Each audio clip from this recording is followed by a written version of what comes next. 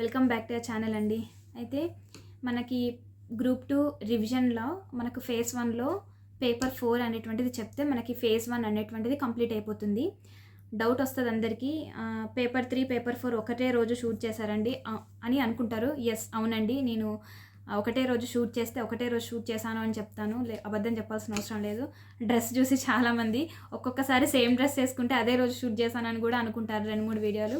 అట్లేం లేదండి. కాకపోతే ఈ వీడియో మాత్రము ఒకటే రోజులో పేపర్ 3 పేపర్ 4 రెండు షూట్ చేశాను. కాకపోతే రెండు ఒకే రోజు కాకుండా ఒక రోజు ఒకటి షేర్ చేస్తాను. సో దట్ ఈ రోజు ఈ వీడియోతో మనకు పేపర్ 4 బిట్స్ అనేటువంటిది కంప్లీట్ అయిపోతే మనకు ఫేజ్ 1 ఆఫ్ మన గ్రూప్ 2 క్విక్ రివిజన్ అనేటువంటిది కంప్లీట్ అవుతుంది. ఓకేనా? సో అంటే ఫాస్ట్గానే కంప్లీట్ చేద్దామని చెప్పేసి అనుకుని వీడియోస్ అయితే చేస్తున్నానండి. అంటే ఇది తొందరగా అయిపోయింది అనుకోండి, మనం ఫేజ్ 2 స్టార్ట్ చేయొచ్చు కుదిరితే. ఓకేనా? ఫస్ట్ బిట్ వచ్చేసి, who served as speaker of first assembly of independent Hyderabad state in the ministry of Shri Burgula Ramakrishna Rao.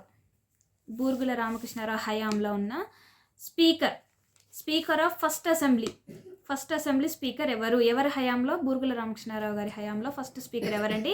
Shri కాశీనాథరావు వైద్య. ఇది అందరికీ తెలిసిన బిట్టే కదా. నెక్స్ట్, ఇది చాలా ఇంపార్టెంట్ బిట్. కొన్ని స్టేట్మెంట్స్ అడుగుతారు. ఈ స్టేట్మెంట్స్ ఎవరన్నారు అని అడుగుతారు. మనకు డిప్యూటీ సీఎం పోస్ట్ అనేటువంటిది 6th ఫింగర్ ఆఫ్ హ్యాండ్, చేతికి 6వ వేలు ఎట్లానో డిప్యూటీ సీఎం పోస్ట్ అనేటువంటిది అట్లా. దీనివల్ల ఏమి యూజ్ ఉండదు అని చెప్పేసి, అంటే దానికి ఏం ఫంక్షన్ ఉండదు అని చెప్పేసి, ఆ పోస్ట్కి ఏం ఫంక్షన్ ఉండదు అని ఎవరన్నారు అని అడుగుతారండి. నీలం సంజీవ రెడ్డి. ఓకేనా? నెక్స్ట్, ఇయర్ ఆఫ్ ఎస్టాబ్లిష్మెంట్ అండి. కొన్ని కమిటీస్కి ఇయర్ ఆఫ్ ఎస్టాబ్లిష్మెంట్ కూడా మనకు చాలా ఇంపార్టెంట్. సో మనకు ఫజల్ అలీ కమిషన్ ఎప్పుడు ఇయర్ ఆఫ్ ఎస్టాబ్లిష్మెంట్ అండి, నేను రిపోర్ట్ ఇచ్చింది కాదు. సో ఫజల్ అలీ కమిషన్ ఎప్పుడండి? 1953లో. అది గుర్తుపెట్టుకోండి. కమిషన్స్ చదువుతున్నప్పుడు వాళ్ళ మెంబర్స్ని కూడా గుర్తుపెట్టుకోండి.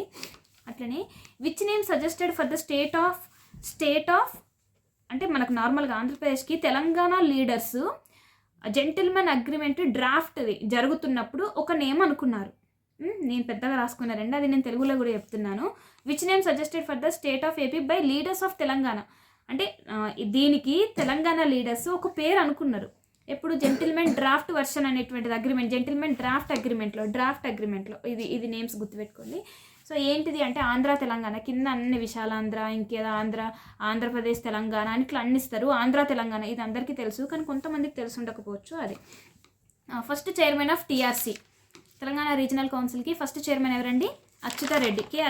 ఇది అందరికీ తెలుసు కదా, గుర్తుపెట్టుకోండి తెలియకపోతే. Who was known as Loknayak, people's leader అని ఎవరిని అంటారు? తెలుసు కదండి, JP Narayan. Next, committees appointed in the AP state to study surplus ఫండ్స్కి మనకు కొన్ని కమిటీస్ వేశారు చూడండి అని చెప్పి, సర్ప్లస్ ఫండ్స్ కోసము. ఎవరెవరు అంటే ఆ కమిటీ ఎవరు? ఈ 2 కమిటీస్ ఇచ్చారు. ఆ కమిటీస్ ఏంటి అంటే Kumar Lalit committee and justice Bhargava committee. ఓకేనా? Next, first Telangana leader to become CM of Andhra Pradesh. చాలా చాలా చాలా చాలా ఇంపార్టెంట్ బిట్, అందరికీ తెలుసు, తెలంగాణ వాళ్ళ కోసం. పివి నరసింహారావు. ఓకేనా? First Telangana leader to become CM of AP ఎవరండి? PV Narasimha Rao. Next, Kothagudem incident జరుగుతున్నప్పుడు, అంటే కేటీపీఎస్ ఇన్సిడెంట్ జరిగింది కదా, ఎజిటేషన్ జరిగింది కదా, 1969 ఎజిటేషన్. సో ఆ ఎజిటేషన్ జరిగినప్పుడు పిఎం ఎవరు, సీఎం ఎవరు అని అడుగుతారు. నార్మల్గా ఇన్సిడెంట్ జరుగుతున్నప్పుడు ఎవరు పిఎం ఎవరు సీఎం అని ఖచ్చితంగా బిట్టు పడుతుంది ఒకటి. సో మన కొత్తగూడెం ఇన్సిడెంట్ జరిగినప్పుడు 1969 ఎజిటేషన్ అప్పుడు ఎవరు పిఎం ఎవరు సీఎం? పిఎం వచ్చేసి ఇందిరాగాంధీ అండి, సీఎం వచ్చేసి Kasu Brahmananda Reddy. Okay. First political party to demand separate Telangana state అంటే statehood for Telangana, separate statehood for Telangana ఏంటిదంటే స్వతంత్ర పార్టీ అండి. మనకు అడుగుతారండి.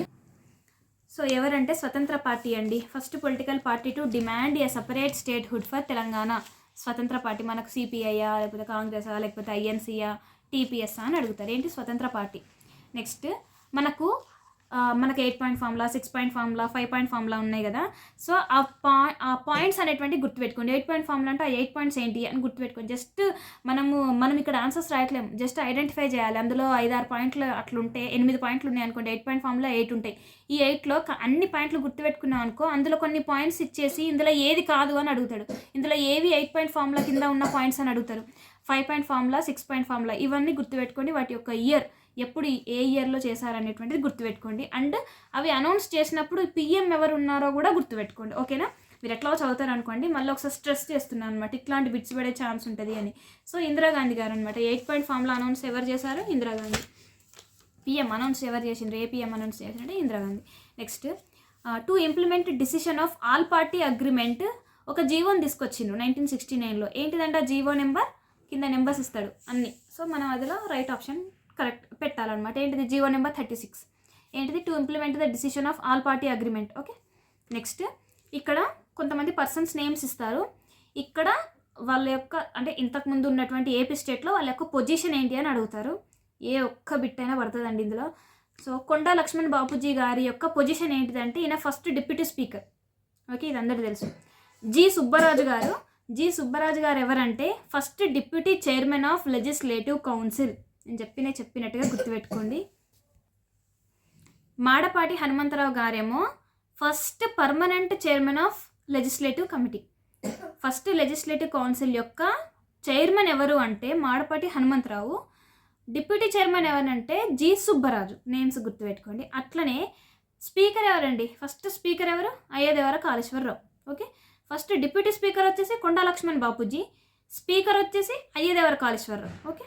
నెక్స్ట్ జీవో నెంబర్ 36 యొక్క రెస్పాన్సిబిలిటీస్ని ఎవరికి ఇచ్చారు, దీని గురించి చూడండి అని, దీని యొక్క రెస్పాన్సిబిలిటీని ఎవరికి ఇచ్చారు అని కింద నేమ్స్ ఇస్తాడు. Very very very very very very important bit.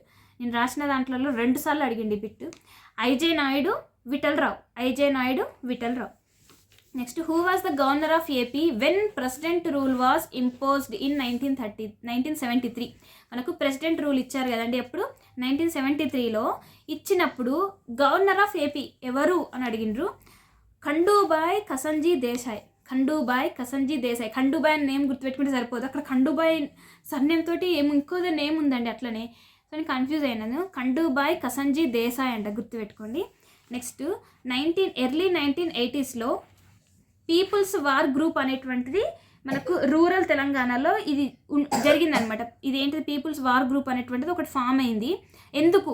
అసలు దీని యొక్క మెయిన్ పర్పస్ ఏంటిది? PWG పీపుల్స్ వార్ గ్రూప్ అనేటువంటిది ఎందుకంటే నార్మల్గా ల్యాండ్ రిఫార్మ్స్ గురించి ఫైట్ చేయడానికి పీపుల్స్ వార్ గ్రూప్ అనేటువంటిది రూరల్ తెలంగాణలో యాక్టివ్లో ఉంది. ఎప్పుడు? Early 1980sలో. Okay. Next Bachao tribunal అనేటువంటి అందరికీ తెలుసు కదండి. అది అపాయింటెడ్ ఇన్ 1980sలోనే అది అపాయింట్ చేశారు. సో దాని యొక్క పర్పస్ ఏంటిది అని అంటే, దాని యొక్క టాస్క్ ఏంటిదంటే allocation of river water between Andhra and Telangana. నార్మల్గా ఈ వాటర్ అనేటువంటిది ఆంధ్రాకి తెలంగాణకి ఎట్లా షేర్ చేయాలని చెప్పేసి ఇది ఇందుకు తీసుకొచ్చారనమాట. అది బచావ్ ట్రిబ్యునల్ అనేటువంటిది. సో గుర్తుపెట్టుకోండి, ఏ ట్రిబ్యునల్ ఇచ్చినా కూడా దాని యొక్క ఇయర్ గుర్తుపెట్టుకోవాలి. Okay. Next Telugu Ganga project. Okay, అందరు తెలుసు అది దేనికి అని తెలియదు. తెలుగు గంగా ప్రాజెక్ట్ నేమ్ తెలుసు, అది దేనికి అని తెలియదు అందరికీ, అంటే కొంతమందికి. ఎందుకు అని అంటే ఇది ఎవరు తీసుకున్నారు అని అంటే టీడీపీ. తెలుసు కదా, పేరే అక్కడ అట్లా పేరే ఉంది కదా. సో ఈజీగా ఫైండ్ అవుట్ చేయొచ్చు. టీడీపీ గవర్నమెంట్ వాళ్ళు తీసుకున్నారనమాట తెలుగు గంగా ప్రాజెక్ట్ అనేటువంటిది. ఇది దేనికి రిలేట్ అయి ఉంది అని అంటే to supply Krishna water to Chennai. Krishna వాటర్ని చెన్నైకి సప్లై చేయడానికి టీడీపీ గవర్నమెంట్ వాళ్ళు తెలుగు గంగా ప్రాజెక్ట్ని తీసుకోవడం జరిగింది. ఓకేనా. నెక్స్ట్ జీవో 610లో జరిగినటువంటి వైలేషన్స్ని చూడడం కోసము ఒక కమిటీని అయితే కాన్స్టిట్యూట్ చేశారు. నోట్లోనే ఉంది కదా ఆన్సర్. ఏంటిది? గిరిగిలాని కమిటీ. ఓకే. కొన్ని కమిటీస్ నేమ్ ఇవి ఎందుకోసము, ఎవరికి అగెయిన్స్ట్గా అని చెప్పేసి అడుగుతారు. Friendly committees, next village protection committees, Praja Bandhu committees. ఇవన్నీ గవర్నమెంట్ ఆఫ్ ఆంధ్రప్రదేశ్ కాన్స్టిట్యూట్ చేసింది. ఎందుకు అని అంటే to fight against left wing extremists అనమాట. ఇక్కడ 3 ఇచ్చేసి ఇవి ఎందుకు కాన్స్టిట్యూట్ చేసింది అని అంటే, స్టేట్ ఎందుకు కాన్స్టిట్యూట్ చేసింది అని అంటే to fight against left wing extremists. Okay, గుర్తుపెట్టుకోండి. నెక్స్ట్ ఆలోచన జీవనది అనేటువంటి మనకు తెలంగాణ ఎడ్యుకేషన్లో ఇవి బాగా విన్న పేర్లు అనమాట. ఏంటి? ఆలోచన, జీవనది. ఇవి 2 ఏంటి? న్యూస్ పేపర్లా, లైబ్రరీలా, ఇంకేమైనా ఎడ్యుకేషనల్ ఇన్స్టిట్యూషన్సా, లేకపోతే మ్యాగజైన్సా అని అడుగుతారు. ఇవి 2 ఏంటి? మ్యాగజైన్స్. ఏంటి? ఆలోచన, జీవనది. గుర్తుపెట్టుకోండి. ఇంకొకటి very very important bit, Tarkunde committee ఎందుకు, అసలు ఇది కాన్స్టిట్యూట్ చేసింది ఏ ఇయర్లో, అసలు ఇది ఎందుకు అని అంటే ఇది 1977లో కాన్స్టిట్యూట్ చేశారు. ఇది ఎందుకు అని అంటే మనకు నార్మల్గా నేషనల్ ఎమర్జెన్సీ అనేటువంటిది జరిగినప్పుడు, అంటే to give report on false encounter carried out during national emergency అప్పుడు ఫాల్స్ ఎన్కౌంటర్ జరిగితే దాని యొక్క రిపోర్ట్ని ఇవ్వడం కోసం, అసలు అక్కడ ఏం జరిగింది ఏంటిదని రిపోర్ట్ ఇవ్వడం కోసము దీన్ని కాన్స్టిట్యూట్ చేశారనమాట. ఏ కమిటీని? తార్కుండే కమిటీని. ఓకే, నేషనల్ ఎమర్జెన్సీ అప్పుడు ఫాల్స్ ఎన్కౌంటర్ జరిగింది, దాని గురించి రిపోర్ట్ ఇవ్వండి అని చెప్పేసి 1977లో తార్కుండే కమిటీని కాన్స్టిట్యూట్ చేశారు. నెక్స్ట్, తెలంగాణ స్టేట్ అ డిమాండ్. ఈ బుక్ని ఎవరు రాశారు? తెలంగాణ స్టేట్ అ డిమాండ్ ఎవరు? కొత్తపల్లి జయశంకర్ గారు ఈ బుక్ని రాశారు. Next, very very very very important, movie names ఇస్తారు, ఓల్డ్ మూవీ నేమ్స్ ఇస్తారు, వాళ్ళు మూవీ యొక్క డైరెక్టర్స్ అడుగుతారు. సో అంకుర్ మూవీ యొక్క డైరెక్టర్ ఎవరండి? శ్యామ్ బెనగల్, ఇది అందరు తెలుసు కదా. నెక్స్ట్, లాల్ సలాం ఈ మూవీకి డైరెక్టర్ ఎవరు అంటే ఆర్ నారాయణమూర్తి. రంగుల కళ బి నరసింహరావు, గుర్తుపెట్టుకోండి. ఒకవేళ ఆప్షన్స్లో ఎలిమినేట్ చేయొచ్చు అంటే చేయొచ్చు. ఓకే, నెక్స్ట్, కొన్ని న్యూస్ పేపర్స్ వాటి యొక్క ఓనర్స్ చూద్దాం. ఎడిటర్ ఆర్ ఓనర్, అట్లా చూస్తే గోల్కొండకి ఎవరండి? సురవరం ప్రతాప్ రెడ్డి. నెక్స్ట్, ఈనాడు రామోజీరావు, ఇది అందరికీ తెలుసు. హైదరాబాద్ బులెటిన్ అనేటువంటిది ఇది ఒక న్యూస్ పేపర్. దీనికి ఎవరు ఓనర్ అంటే బిఆర్కే రావు, బూర్గుల రామకృష్ణారావు.